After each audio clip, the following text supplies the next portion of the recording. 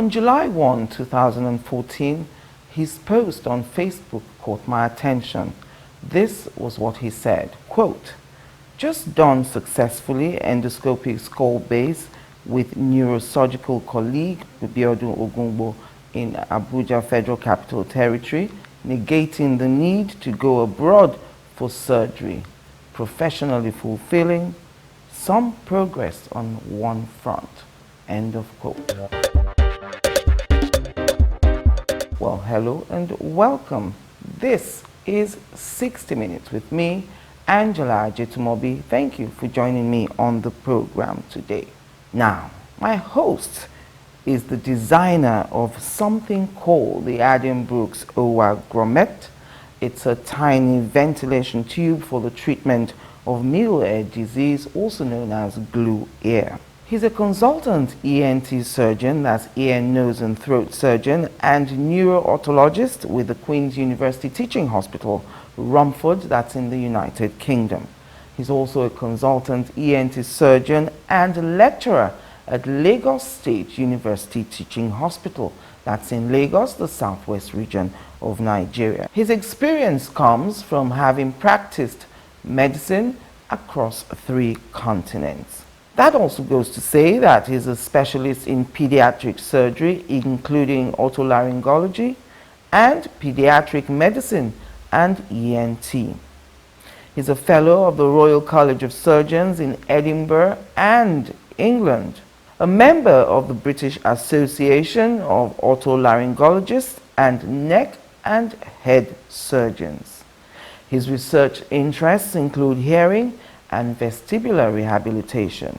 A holder of the American Neuro-Otological Society Fellows Award that he got in 2002. So, join me after the break. I'm counting down 60 minutes with Dr. Anthony Owa, who has honored us with his presence on the program today on a short break from the United Kingdom. Welcome back. Welcome, Dr. Owa. Thank you very much for coming on the program. Thank you for having me. Now, I've always wanted to know why doctors like yourself study ENT. Why do you have to do the 3 together? Traditionally, they're linked. You could also call it the specialty involved in special senses, Yes. whereby the means of communication are intrinsically related to each other.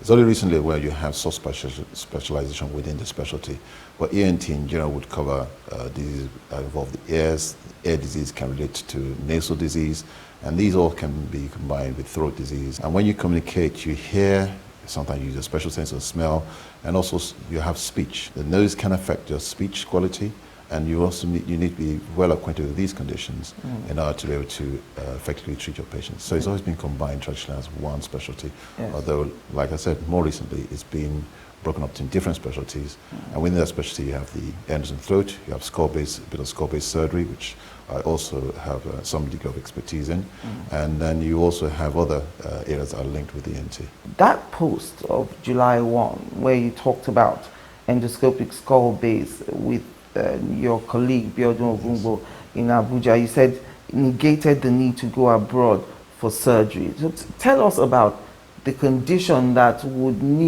want to need that kind of surgery, and why wasn't it available here before? I think modern medicine has advanced quite a bit, and before you needed a very more traumatic way of dealing with it, virtually open up the skull or going through the nose with a microscope, and then sometimes the space and the vision is quite limited. With the advent of endoscopes, which basically is more, things are more miniaturized. You can pass a stethoscope, and for example, that patient did not require any external scars. So if you look at him from the outside, you won't see anything. However, because of the superior vision that the endoscope affords, Yes. and working together with another neurosurgeon, I provided a way for the neurosurgeon to do his job more effectively. And also this sped up the patient's recovery, and also if there was another way of making sure the patient's risk of complications were much reduced. Now, unfortunately, resources have been quite hampered over the years.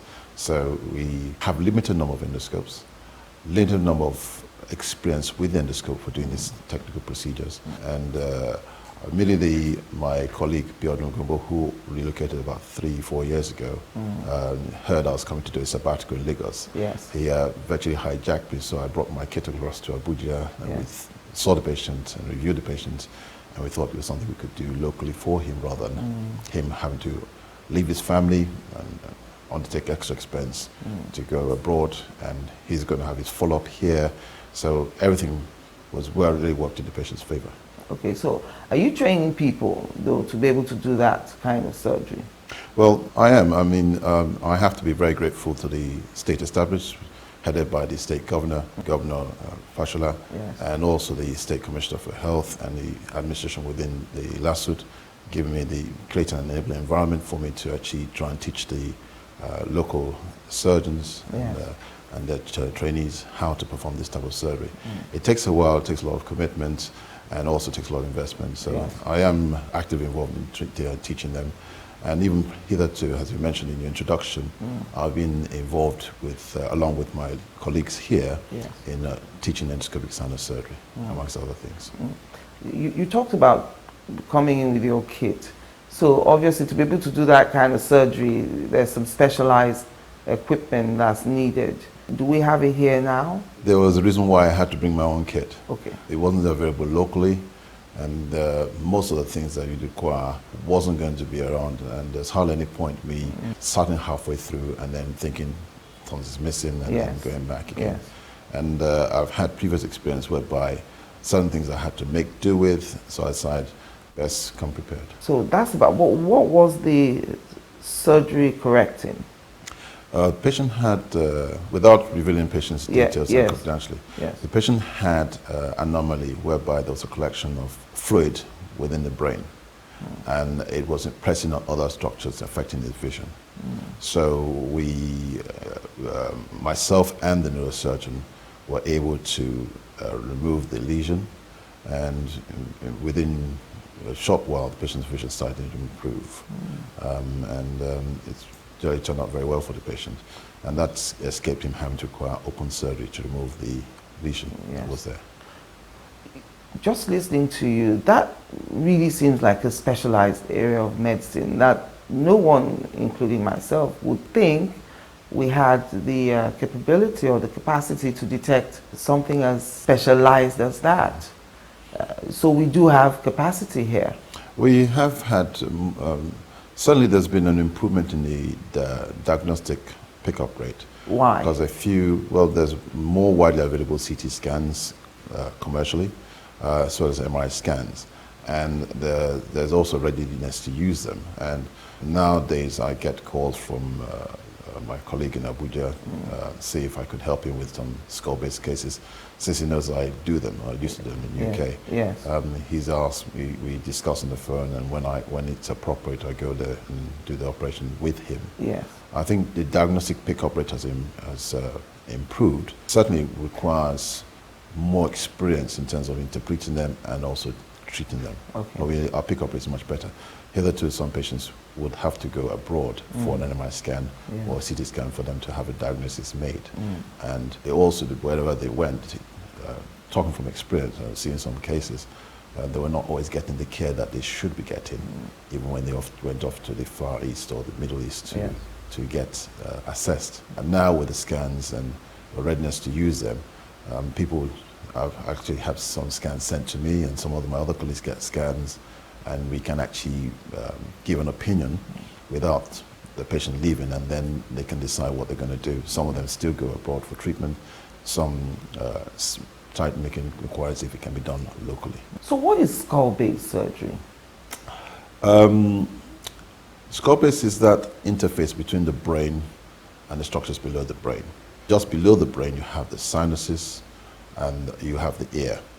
And that extends all the way back. Unfortunately, I do not have pictures, but basically, and then the structures very close there. Sometimes it's more accessible by combining a neurosurgical and an ENT approach, provided the ENT surgeons had specialized training in dealing with approaching those areas.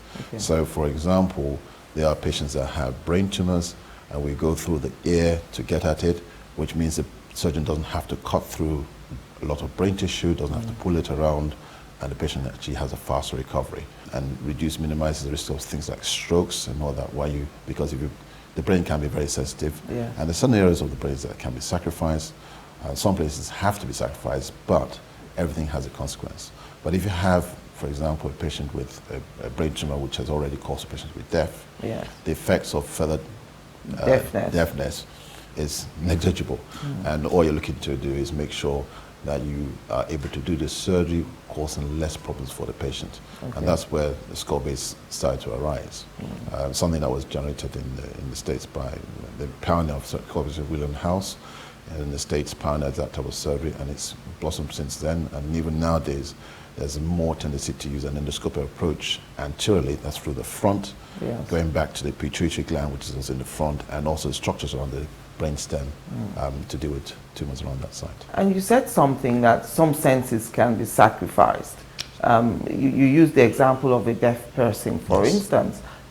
What if the person didn't have any disability prior to that surgery? What senses would you choose? How would you decide which sense to get? Certainly the skull-base judgment would generally try to avoid causing further morbidity and further problems for the patient.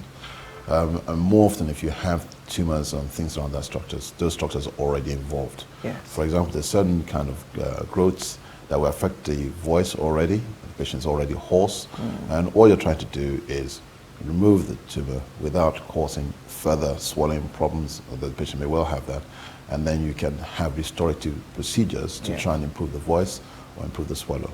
So there are structures, most of the time when you have structures around these areas, they're already damaged, and all you're doing is trying to remove the problem or reduce the problem without giving the patient additional things to worry about. Sometimes you have to make a judgment, and you know the other side is working, and functionally the patient may not necessarily have a problem, even though you know that you've reduced the patient's ability to function. So there may be some complications that you cannot avoid, but it's something that you can manage, and the patient becomes functionally able to cope with that change. So your specialty is ear, nose, and throat, and I want you to talk about the myths, give your opinion on some of the myths that we've had. Some people say they feel like something's walking in their ears, like a worm or something. Is that possible? Oh, I think not necessarily working. There's so many things that can cause people to complain of something working in the ear. Yes. Ranging from an allergic irritation of the ear by either pollen or some irritants that might get inside the ear. Yes. And they may well feel this might itch. There may well be an insect in the ear if they've been playing in the fields and they do have an insect, and it takes from the ENT surgeon to actually look in the ear, or even anyone that's capable with an otoscope to look inside the ear to ensure there isn't anything there. Anxiety can also cause the same problem. Wax that's loose in the ear can cause the same problems. And by the way, using a cotton bud is a very bad idea. Right. It causes so many problems. Sometimes the tip of the cotton bud, the cotton sticks in there, it doesn't come out. Yes, it's that's a problem. That's the reason why you shouldn't use a cotton bud in the ear, which I know is commonly done. The ear canal is not straight, for one, and two, you pushing the cotton bud in there, you do not know how deep you can go without damaging the drums. And also, remember that you're putting a blunt instrument inside a blind canal, so you're more likely to push things back or bruise the canal wall. And in my experience, I've seen quite a few patients who complain of pain in the ear because they've bruised the ear canal, cause an infection because of bruising, because blood collects there. I've seen people drill or push wax back, and if wax stays in for too long, although it has bactericidal or bacteriostatic properties, it can get infected. So it may well be the cotton bud being pushed back, the cotton bud pushing back the wax that's causing infection. Yes. I've seen people drill a hole in the eardrum, which at times require surgery to recover. And there's some bones of hearing behind the drum, which I've seen people dislodge. Now, that can be repaired, but it's a bit more difficult than just closing a hole. So, in general speaking, using a cotton bud is a bad idea. We joke in the UK, there's an old grandma saying, do not put anything smaller than your elbow in your ear. Yes. Now, of course, you can't physically put your elbow, but it just highlights a point. Don't stick things inside the ear. So the cover of my biro. It's not a very good idea. I've seen so many things used to remove things. Cover the biro, a drawing pin, My mother used to use hairpin. Yes, the before, curved one. Yes, the curved one. She used her hairpins, and I think before she passed on, I was able to say to her, "Mom, you know, you could have damaged my ears." And she says, "Go away, Charlie. At least it did you any harm." So yes. And I trained you. Yes, yes, very hard. Nowadays it's called child abuse, but in those days it's called discipline. So, what are we supposed to do then? You know, when you clean the thing with the It's cotton gratifying, ball. I can imagine. Very gratifying. The thing is that the good Lord, when He designed the ear, designed it to clean itself. Wax is a byproduct of oils and the debris, because we actually shed skin, believe it or not, during the course of the night. Yes. And the air canal and the eardrums shed along with the debris there, and it mixes with oils. And as it comes out, it comes darker and darker because it's actually pushed out, which is why you can see it. Yes. So naturally, the air is cleaning themselves out. Now, if you are impatient and can't wait for the good Lord's work, you can use the wax dissolving agents like Ceramol, which is actually olive oil, body temperature, not boiling hot. And also, the syringing is based on that same principle, but there are a lot of agents which can dissolve or encourage wax to come out for you to get rid of when you're doing your normal grooming process. But cotton bud is an extremely bad idea. People may get away with it, but Yes. eventually they come back with an earache of some sort. Really? Join us again after the break.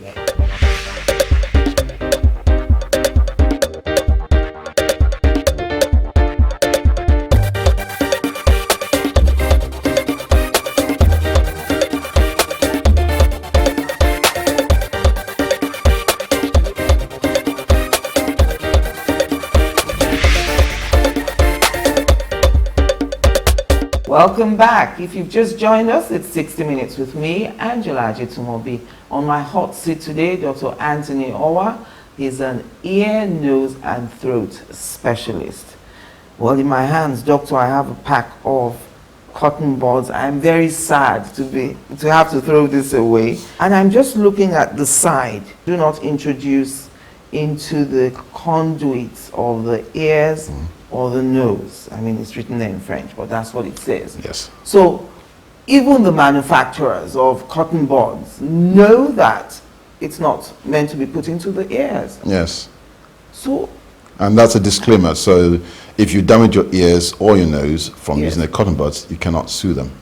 what do they mean nose? That's a new thing. In the nose, there are some people that use the cotton bud to clean their nose, to remove nasal debris and secretions and things along those lines. However, if you continue irritating the nose, especially the midline of the nose, it can cause an infection, which can be very uncomfortable, can cause cyst production, and in the worst case scenario, you can actually eventually drill a hole, because some people are addicted to cleaning their nose. You can actually drill a hole, which will result in a communication between both sides of the nasal septum. The septum is in the midline, and in between the septum, you may drill a hole through it. Because basically the nose is there, the septum is there to separate the nose, so it increases the humidification of air and also catch particles as it passes through. Now, in some instances, people use a cotton bud or rubs the area with the tissue. Over a period of time, you may well have a hole communicating between both sides. So now you get more prone to infections, nosebleeds, and also the hole gets larger, the nose can collapse under that, under the fact that it's no longer supporting it. And this, you have the same effect in those that abuse cocaine and sniff things up the nose, because it constricts the area, causes the tissue around there to be devitalized and die, and you have a communication eventually forming. So the nose can collapse under that pressure. And I'm sure as we went on the break, you saw the shock on everyone's face. Oh, yes, so I did. I want you to reiterate it further now. For the sake of viewers who missed it the first time, no cotton buds in our ears. Basically, nothing smaller than your elbow in the ear. In other words, Your do not elbow. put, yes, that's a saying we have in the UK, where even in the years gone by, people appreciate that you shouldn't put things inside your ear. So if you use a cotton bud, hairpin, drawing pin, the cap of a biro, the pen, what you're ending up doing is either pushing the wax back in, because the reason why you can see the wax is because the air canal skin actually pushes things out on its own. But that's the reason why you can see the wax. But when you push things back inside, you can actually end up not only pushing the wax inside, which may get infected. Yes. You can bruise the ear canal, which can cause blood collection, which can also get infected. And you can also damage the eardrum, which can result in hearing loss. You can damage the small bones of hearing if you push hard enough, because it's quite long, and that can also result in hearing loss. Both the last two may well require surgical treatment to recover. And by and large, the ear canal may not be as short or long as because you cannot see it. The only person that can see it is someone looking indirectly, and usually the person should have some degree of ENT training to be able to assess and deal with problems in the ear canal. As a blind canal, it's like a close, and you can imagine you having a close and someone taking a trailer and going straight down the road, not knowing how far it is. At some point, he's going to go through things, and that's what you do with a cotton bud. Wow, I'm sure everyone at home has gone and taken their pack of cotton buds now to read the disclaimer on it. That's really great information you're giving us this morning. So we're supposed to rely on the natural cleaning system that the ear has. The ear will clean itself out, but what you can do if you can't wait is to, in the chemist you can have different wax dissolving agents, like at least the ones that I'm familiar with are Otrex, Ceramol, which is basically olive oil. What do you do? You put drops in? Put a few drops. You can do, generally speaking, I tend to advise patients, if they really want to clean the ear out, probably every month, probably 3 days every month, just put a few drops in the ear, morning and night for 3 days, and that will encourage the wax to come out, and it will come out when they're having a wash.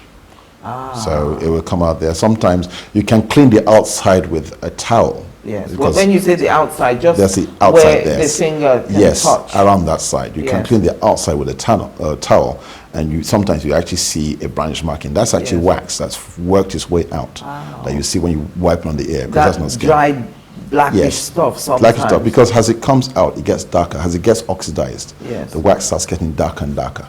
Further inside, it's a lighter color, but when it comes out, it starts getting darker and darker, and that's basically wax. So, remember when, growing up, and your mother would say you didn't hear a word? Was it because of the wax? So many things. Could have been the wax. Yes.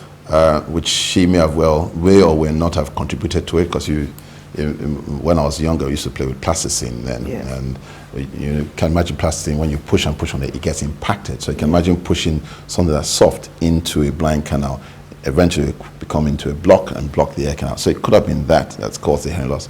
But having said that, in children do have problems with hearing due to fluid buildup behind the eardrum. And fortunately, most kids recover on their own from that hearing loss, especially when they have a cold. If you notice, when you have a child that has a blocked nose and cold, their hearing is not as good as it should be. And during that time, it's likely that they have fluid behind there, not because they're being naughty, but they can't hear because there's fluid behind the eardrum, which is one of the reasons why the ventilation tube that designed is in use, because it's usually children that require it to help them through the time if that fluid does not settle on its own. Because the only time when they need treatment is if it persists for 3 to 6 months, rather than clear, because obviously that will have an impact on their learning skills and communication skills. So it may well be that they had a genuine problem which was ignored or resolved by the cane, because in my days it was the cane or else. Why didn't you answer? I've been calling you. Yes. And the child didn't even hear. The child didn't hear, and it may well the child genuinely did not hear. Okay, so let's talk about that. Addenbrooke's OWA Grommet, a tiny ventilation tube for the treatment of middle ear disease, also known as glue ear. Yes. So what is glue ear? I think that's a good place to start. Glue ear basically is accumulation of fluid behind the drum. This is usually a response to reduced pressure, because normally when you have the ear, the pressure within the middle ear should be the same as the pressure on the outside, which is why the good Lord, because he knew it's going to be a closed tube, put a communication between the back of the nose and the ear, which is one of the reasons why ENT is linked, because there's a tube that when you open your mouth or you swallow it or you blow your nose, opens up and allows air to get into the middle ear space. And it's very important for you to be able to hear. When there's a reduced pressure, the drum gets sucked in. And sometimes the lining of the ear reacts, if it can't get air in, by producing fluid from the lining to try and push the drum back out. But it doesn't work because it now stops the middle ear bones from moving around, hence the hearing loss. So the fluid remains, and it can actually happen in adults, and that's the reason why if the eustachian tube is not working well in an adult, when they're flying the plane, when the plane is coming down, they have a lot of pain or they feel that they're deaf. It's related to the same thing because the pressure changes. When you go up, the pressure changes in such a way that the pressure increases in the middle ear, which doesn't affect your hearing. Yes, but when the plane is going down, it's supposed to let it down. You just have a change in pressure change, and you now have a reduced pressure in the ear. And if the ear is not able to compensate for it, the patient starts having pain, and in some cases, the eardrum can burst, which is one of the reasons why it's not a good idea to get on a plane if you've got a very blocked nose. Pause. If you have a blocked nose, i.e. if you have a bad cold, it's not advisable to travel? No, it's not advisable. By plane? By plane, because you can actually have problems with your ear. Yes. Your sinus problems could be made worse because of the pressure changes as well. When the plane is going up, your pressure changes can increase in that area, causing more problems with the sinuses at that time. When the plane is coming down, if the eustachian tube doesn't open up properly, you can have severe ear pain, which may result in a burst, which is nature's way of trying to correct the problem, because when you bust the drum, the pressure equalizes and the pain subsides. But you're ending up with a drum that is damaged and may take a while to heal or may get infected and cause a discharge from the ear. And if your drum bursts, will you hear? You will not hear as well. The hearing goes down. It depends on where and how it bursts. But more often than not, there's a hearing loss until the drum heals. The drum would normally heal when it's a straight linear tear. Even if there's a big hole, sometimes it heals on its own. Yeah. But when it's persistent, that's when the hearing loss becomes more evident. Okay. So this grommet that you developed, what does it correct in that blue ear? Well, the grommet I developed is based on other grommets, because there are other grommets that have been designed and made. The basic principle is to create a controlled hole in the drum in order to act like an eustachian tube, so the pressure on the drum inside the middle ear is the same as the pressure on the outside. Right. So we create a hole in a controlled area and controlled manner so that it doesn't adversely affect the hearing. So it's a controlled hole, and the grommet is there to maintain that hole during the recovery phase, because with time, like I said, usually the eustachian tube recovers that function. And even if it doesn't recover that function, the patient still has a reasonable amount of hearing rather than having a retracted drum or fluent drum. And a retracted drum can lead into other problems where you have debris collecting inside the retraction pocket, which may result in serious ear problems requiring major ear surgery. So the ventilation tube serves to equalize the pressure. Now, my design was designed to make it easier for it to be introduced. Right. Because I noticed quite a time as a junior doctor in the UK, having had to lie that I knew what blue air was about, because we didn't really identify it when I was in training, but noticed that they were struggling to put the grommet in the ear. So I designed it in such a way that it could be more easily inserted, more easily handled, which shortens operation time, and also you also know exactly where the flange is, so even if you have to remove it, it's less traumatic. So it's an improvement of an older design. When they say you designed this, do you get paid every time one is used, or? It's a nominal fee. I designed it to improve my career. It wasn't really to chase money, otherwise I would have retired by now. It was basically, you had to do an in the UK system. It was very competitive, and given that I trained outside of the country, you had to have something different about you. Bring something to the table. You have to bring something extra. You had to show that you could think outside the box, so you had the exceptional skill in order to be able to get into the training program. And that was my way into the training program. The training program is such that it's very competitive. Obviously, it's a preference to locally trained graduates. One of my consultants at Addenbrooke said, look, Tony, what you have to do, because I already passed all my exams, I was already a fellow of both colleges, but not yet in the training program. And what the chaps looked at my CV and said, Tony, what you have to do is reduce your disadvantages. And I then got into design the grommets, went on many public presentations at the time, and started writing papers, which is what made the difference.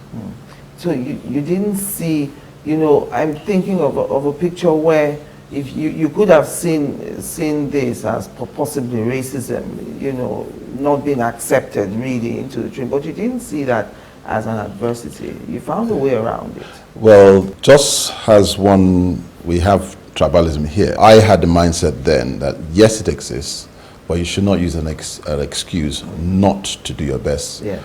Because at the end of the day, you're shortchanging yourself by being despondent and not doing your best to reach where you want to reach. Yes. My motivation was to become a specialist in whatever field I found myself.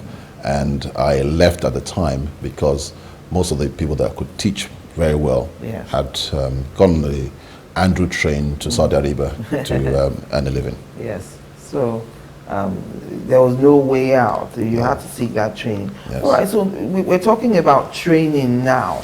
You've practiced across 3 continents. I'm just wondering, what are the pros and cons? What, especially the pros, do you see in our environment here as a consultant at Lagos State University Teaching Hospital, vis-a-vis your years of practice in all these other developed environments? You know, what do you see? What is the good part of ours? Now, you put me on the spot now. Training-wise, you are used to the people, you understand the culture, and also you're close to family, and it's less expensive. Right. It takes a lot of commitment to work under the conditions that the residents are working, because a lot of things that would make training easier for them Yes. is not available Here. here. And you have to appreciate that there are a lot of financial constraints involved. Must we be trained abroad? And I'm asking you that question because I had the registrar of the Postgraduate Medical College of Nigeria on the program, Professor Atoebi. He talked about how funding was a problem with sending specialists abroad. Initially, they had a 1-year compulsory thing abroad, which funding has kind of eroded. Must we get training abroad to be the best? If you're going to be the best, yes. If you're going to be adequate, it needs to be a mix to be adequate, because medicine is not static. Right. There are more and more things being introduced. Even in the hospital I work in the UK, there are certain things that we could do with that we don't have because of constraints, but you can get training elsewhere. I can speak of surgery, but I can't speak of all the specialties because there are physicians and the rest of them. But surgery is an apprenticeship, which basically means that you learn under different experts who have different resources available to them. From what I've seen, there's a lot of things. I mean, there was a reason why I had to carry my kit off to be certain that I could do a complex procedure. And this is not always, or at least in my experience, you don't always have the right equipment, resources in order to complete your training. Yes. And I think I like the old system. If I had a magic wand and there are no financial constraints, I would certainly encourage 1-year training in a facility where they're actually doing surgery, because for a lot of people just go and watch. Surgery doesn't lend itself well to just someone watching. You could easily do that at home watching a video. Yes. There's certain things certain kinetomatic things that you learn from training your muscles to do very fine procedures, visual spatial orientation, learn off an endoscope, and be able to communicate what you see on what is 2D for now and may well be 3D in the future, and how you get your hands to interpret those movements. All those come from actually doing things. And unless you're in it, even if you go abroad, you need to go to specific centers that are dedicated to actually training surgery, rather than asking you to watch from a distance, or be in an environment where the patients won't let you touch them because the coterie will not accept you as a surgeon. All right. So we'll take it from that point when we come back from the break. Join us again after the break.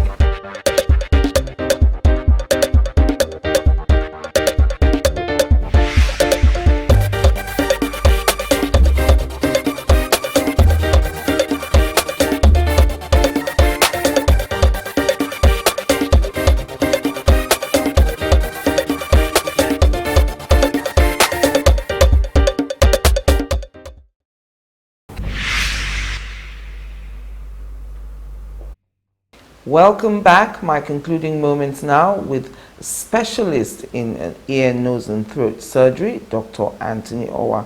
You talked about cultures where you may not even be allowed to touch the patient, and you know, if I can't imagine a situation where you're getting specialist training and you can't even touch.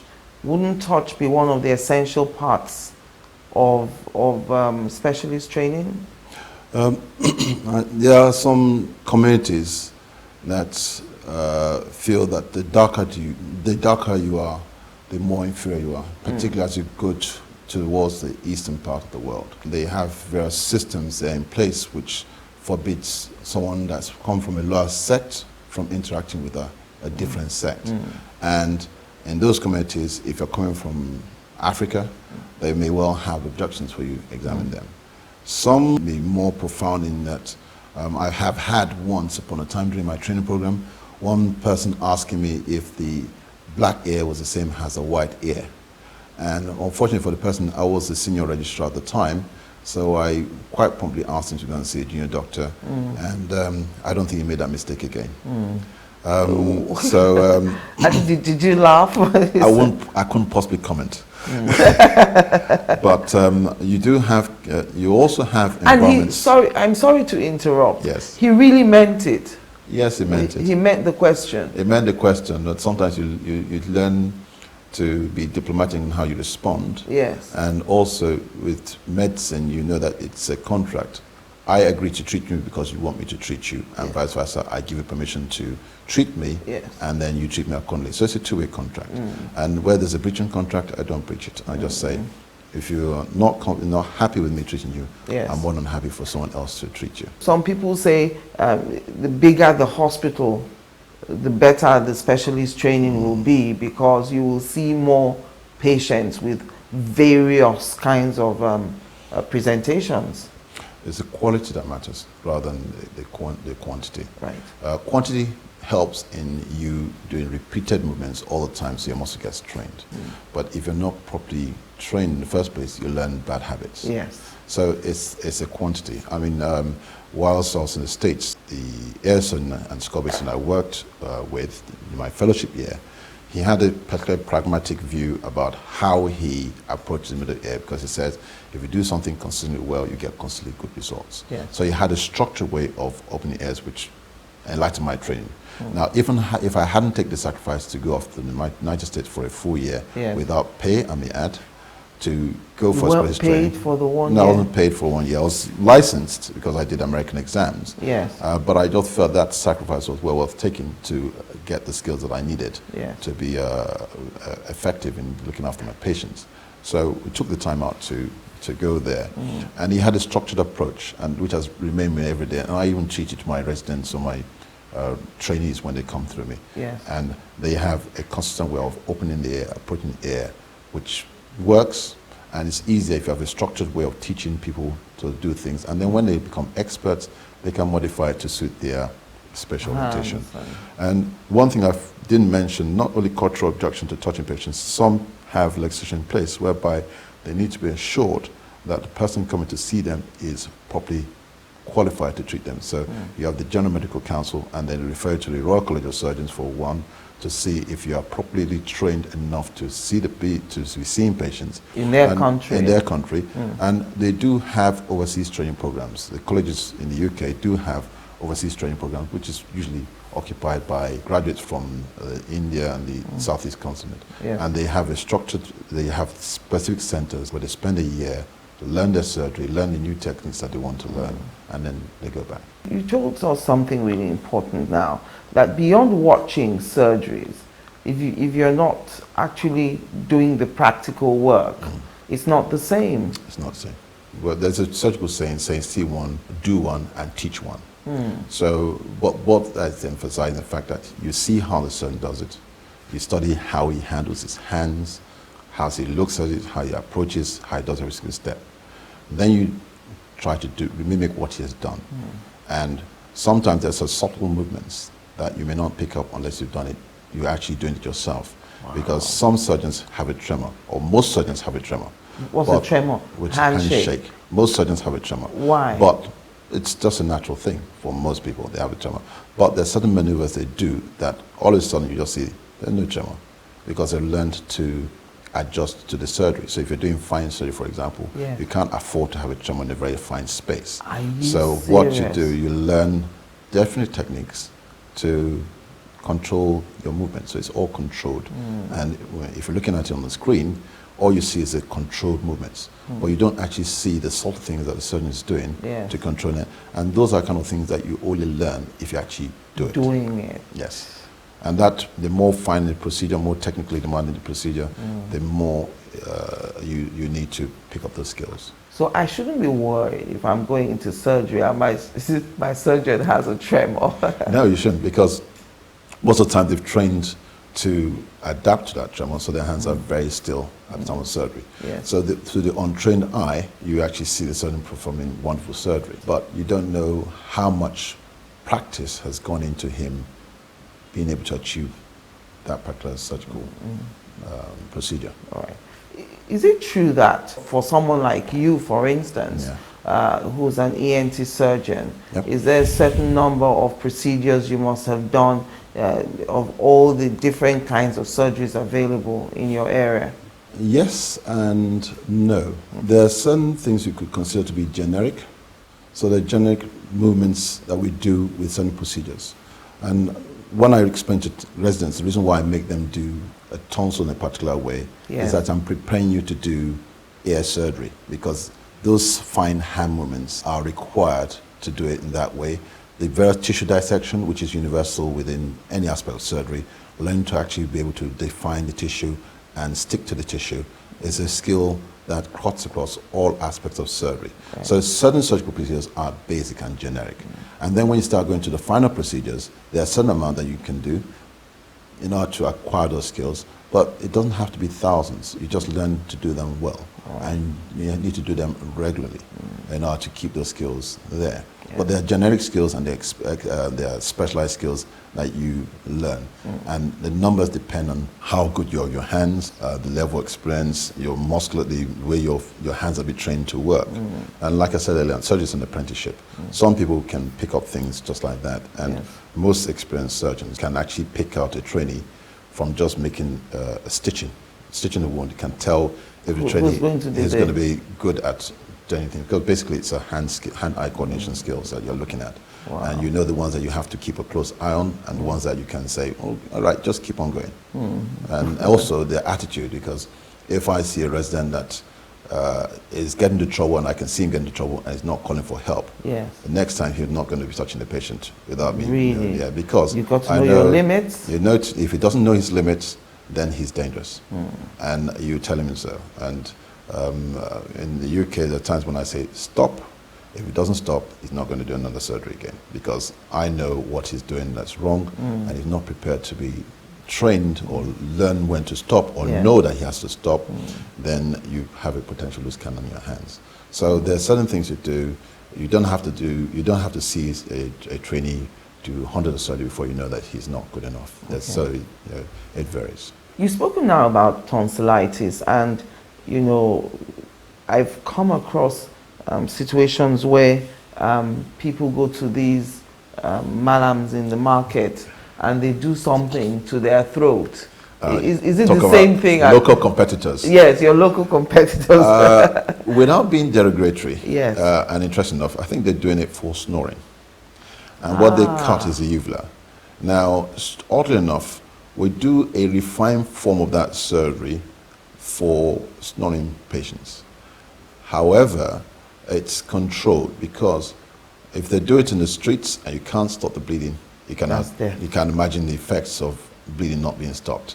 And they do not know how to stop bleeding. They hope that the natural spasm of the arteries that are there would actually stop the bleeding. And most patients that do not have bleeding problems, it may stop, but it doesn't happen. So they may well have a high mortality and morbidity rate from their antics. When we do the procedure, it's under a controlled environment. Patient is usually asleep, although in some communities you can do it on the local. I wouldn't, but it can be done on the local. Why won't you? It's too painful. Well, if I were having the surgery and someone told me to open my mouth and said, I'm going to cut this off, and I know it can bleed, I'm not going to be opening my mouth. Yes. It's not going to happen. Yes, with your eyes open. With your eyes wide open. And also, the mouth opening varies from person to person.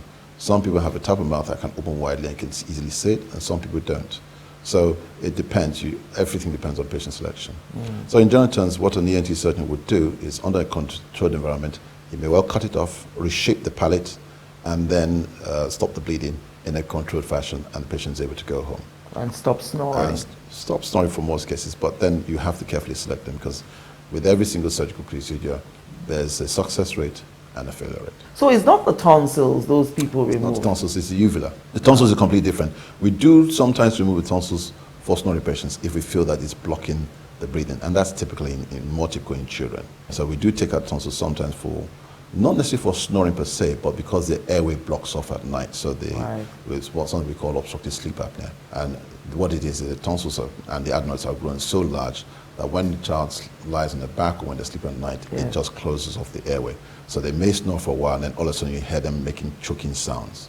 And that's like they can't breathe? Like they can't breathe, yes. Ah, so that's when you see kids having tonsil That's when we surgery. generally suggest that they should have their tonsil adenoids removed for that reason. But by and large, most people have moderately sized tonsils, which would resolve or get smaller as they grow older, and doesn't cause the majority of patients any problems. Must you remove your tonsils when it's infected?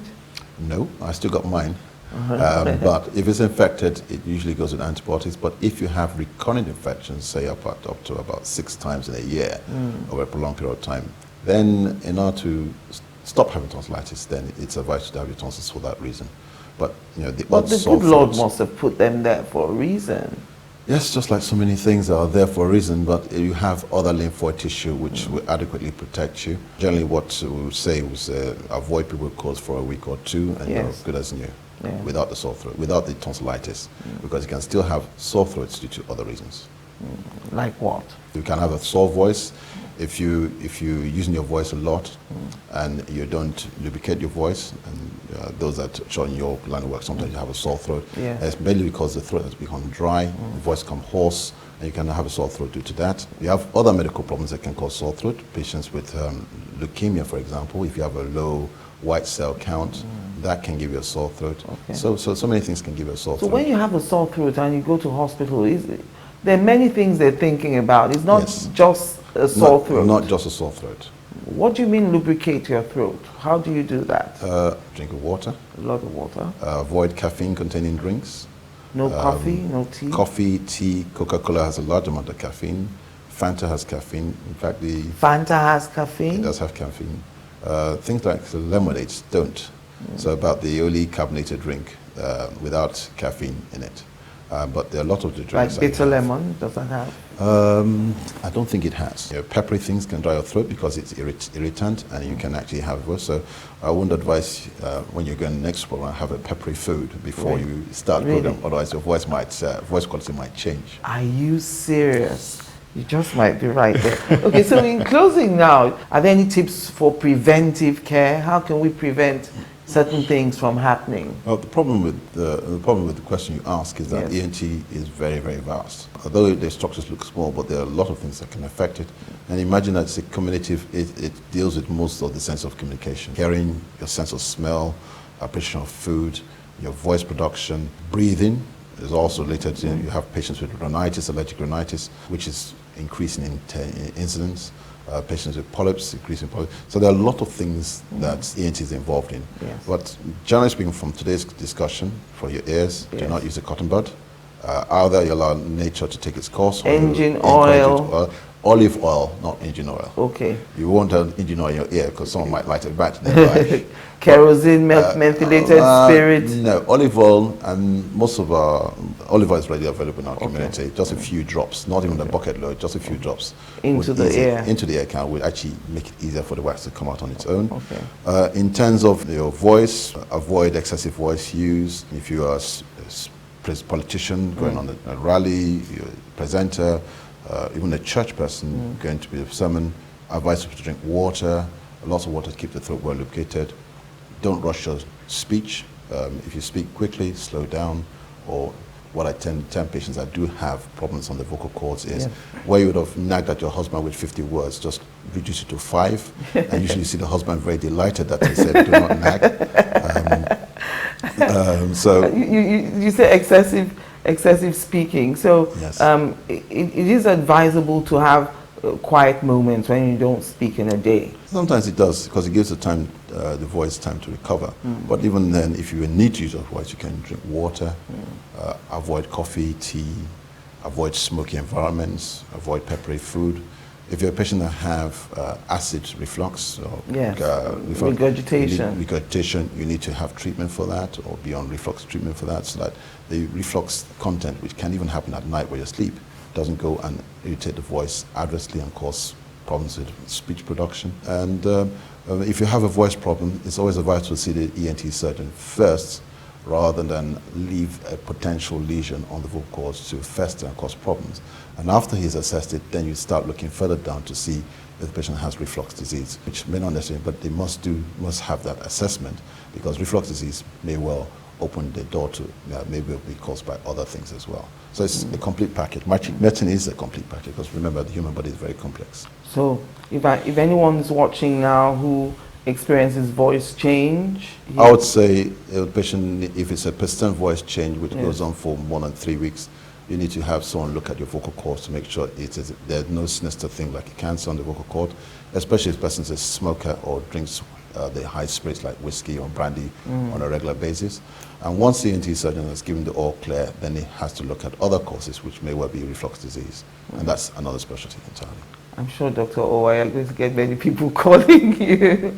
Thank you very much for coming on the program. Thanks for having me. Well, that's it for this week. Don't forget to like 60 Minutes with Angela on Facebook. Alternatively, you can follow me on Twitter.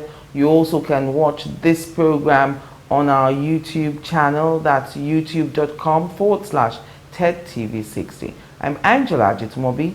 Thank you for watching.